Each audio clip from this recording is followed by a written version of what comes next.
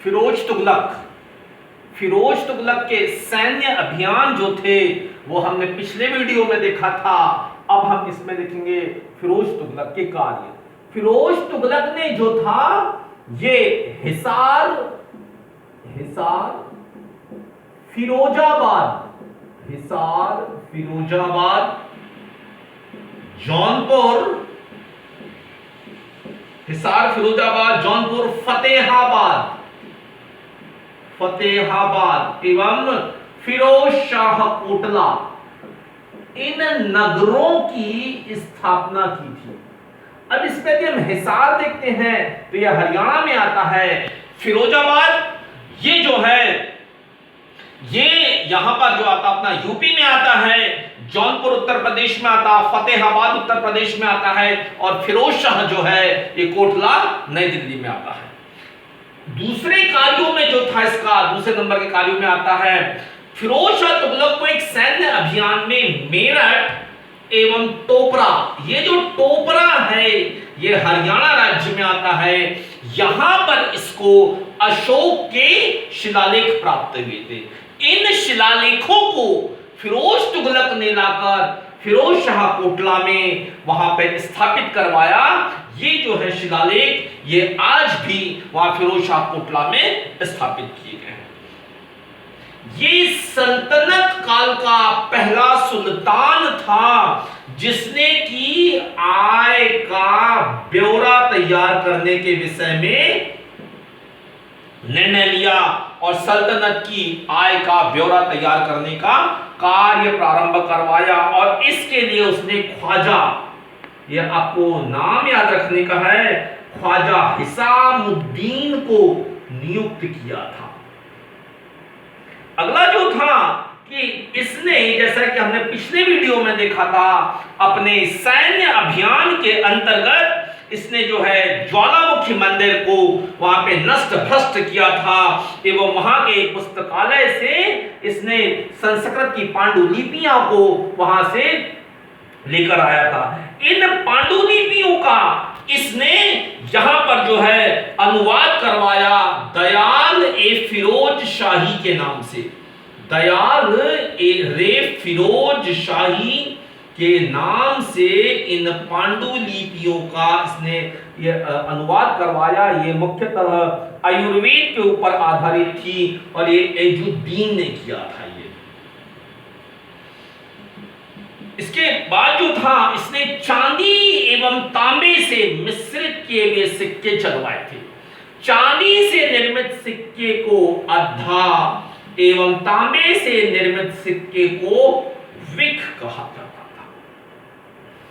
फिरोज तुगलक के जो यहां पे कार्य हैं, इसके बाद जो आता है इसने जो कर लगाए थे, यानी इनके जो कर जो थे, कर व्यवस्था क्या थी इसमें देखें तो इसमें जो था फिरोज तुगलक ने 4 प्रकार के कर लगाए थे और जिसमें पहला कर था खराज। ये आपको याद रखने का है इन करों को। खराज जो था ये हिंदुओं से लिया जाने वाला कर था। ये हिंदुओं से भूमि कर या इत्यादि लगान कर के रूप में लिया जाने वाला 1/10 भाग होता था। यानी कुल जो था कीमत का 1/10 भाग लिया जाता था। इसके बाद जो दूसरा आता है खमस। ये खमस जो है हमने अलाउद्दीन खिलजी के काल में भी देखा था। खमस जो है युद्ध में लूटा हुआ धन या गड़ा हुआ धन जो होता है इस पर लगने वाले कर को कहा जाता है। और इसमें 1/5 भाग, यहाँ पे जो थी व्यवस्था बदल चुकी थी, यहाँ पे 1/5 भाग शाही खजाने में यहां पर लिया जाता था और शेष 4/5 भाग जो था उस सैनिक का या उस व्यक्ति विशेष का होता था। इसके बाद जो था जजिया कर। ये जजिया कर ब्राह्मणों पर भी लगाने वाला ये पहला सल्तनत काल का शासक था। अभी तक के शासकों ने ब्राह्मणों को इस जजिया कर से मुक्त रखा था और गैर मुस्लिमों से लिया जाने वाला ये एक कर था। अब इसमें फिरोज तुगलक के शासनकाल में ब्राह्मणों को भी इसके अंतर्गत शामिल कर दिया था। इसके बाद जो था जकात, ये जकात कर जो था ये मुसलमानों से उनकी मिल्कियत पर लिया जाने वाला कर था, ये मुस्लिमों से लिया जाता था। तो इस प्रकार हमने देखा ये चार करते, खरास, खमस, जजिया और जकात। और जैसा कि हमने पिछले वीडियो में देखा था, इसने सिंचाई कर भी लगाया था, और वो सिंचाई कर जो होता था वो 1/10 भाग होता था उपज का। फिरोज तुगलक ने अपनी जो आत्मकथा है फुतुहुत ए फिरोज शाही, जो आत्मकथा है इसकी, ये फुतुहुत ए फिरोज शाही की इसने रचना की थी।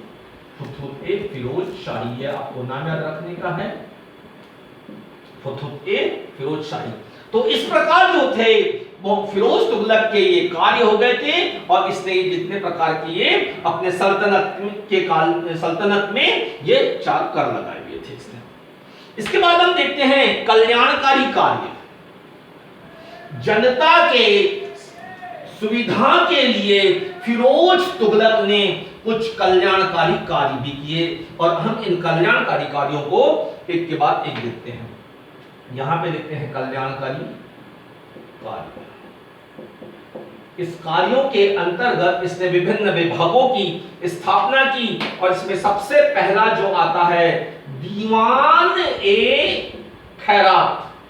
दीवान ए खैरात, जैसा कि इसके नाम से ही हमें पता चलता है, ये एक प्रकार की का ये दान विभाग था।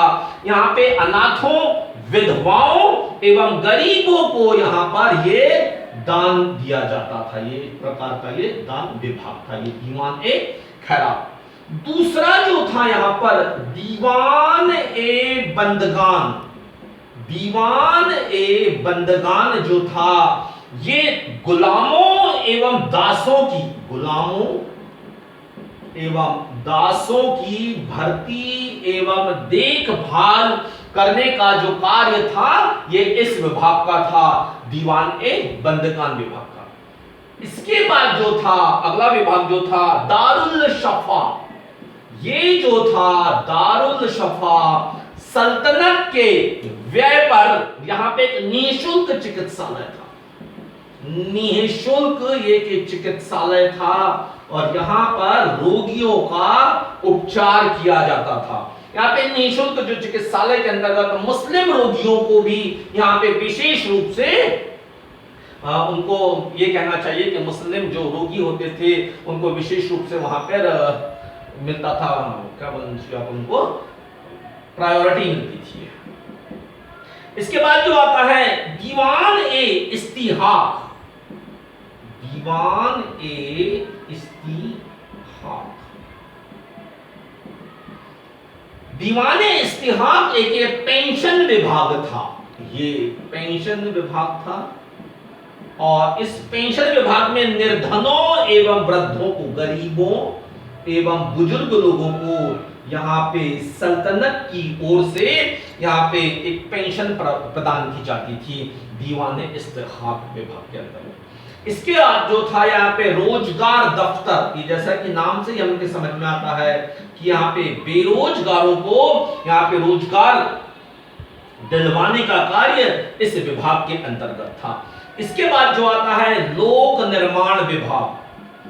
लोक निर्माण विभाग, ये विभाग जो था ये सल्तनत के सभी सुल्तानों के मकबरों एवं कुतुब मीनार तथा मस्जिदों इत्यादि की मरम्मत करना, देखभाल करना, ये जो कार्य होता था लोक निर्माण विभाग के अंतर्गत आता था।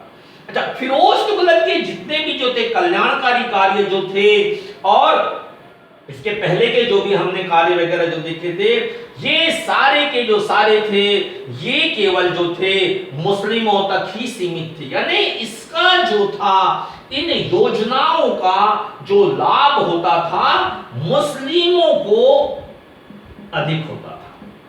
इससे भी असंतोष व्याप्त हुआ, और हमने देखा था कि इसकी जो थी 1388 में 1388 में जब इसकी डेथ हो गई थी फिरोज तुगलक की, तो इसके बाद में जो थे ये सारे कल्याणकारी कार्य जो थे ये एक प्रकार से देखिए कि ठप से पड़ गए थे, क्योंकि इसके बाद जितने भी जो थे ये 1388 से लेकर हम देखते हैं यहां पर 1394 तक, 1384 से 1394 तक इन 6 सालों में दिल्ली सल्तनत के सिंहासन पर 3 सुल्तान बैठते हैं और ये जो तीनों व्यक्ति जो होते हैं ये अयोग्य साबित होते हैं।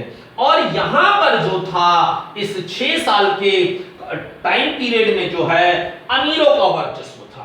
इसके बाद में 1394 में जो है ये फिरोज तुगलक का पौत्र नासिरुद्दीन महमूद सिंहासन पर बैठता है। ये जो था नासिरुद्दीन महमूद ये सिंहासन पर बैठता है 1394 में, और इसी के शासनकाल में तैमूर का आक्रमण होता है। इसी के शासनकाल में ये तैमूर का आक्रमण होता है। इस तैमूर के आक्रमण को हम अगले वीडियो में देखेंगे और इसके बारे में इसमें विस्तार से